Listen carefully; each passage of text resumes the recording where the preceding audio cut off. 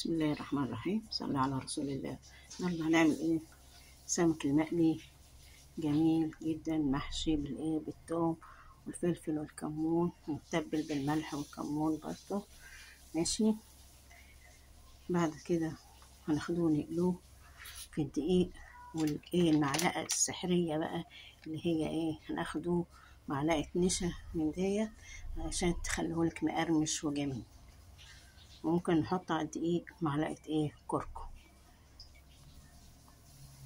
ماشي، يلا بينا نطبق الكلام ده. هو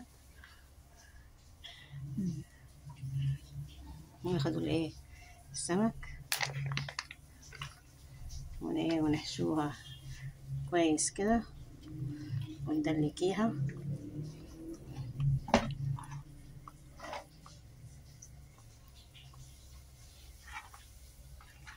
شايفين تدلك كويس اوي كده.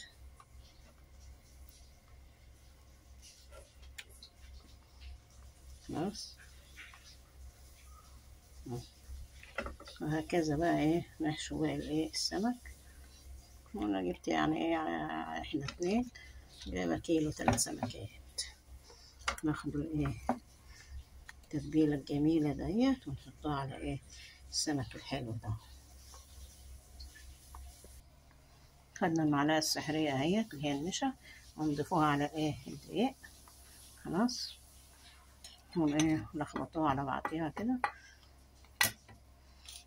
خلاص، وادي الايه الزيت محطوط يقدح.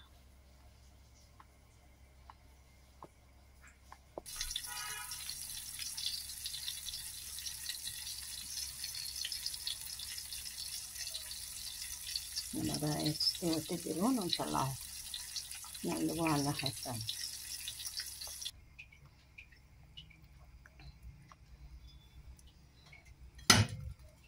نفضيه كده، نفضيه.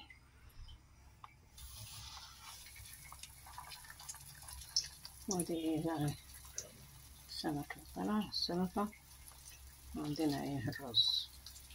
ماشي،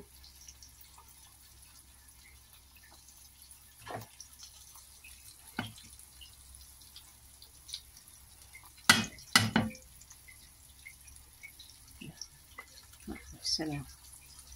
معكم منا أجمل المنى، أحلى الأماني، مبروك التهاني. أوعى السمك يعضك. سلام.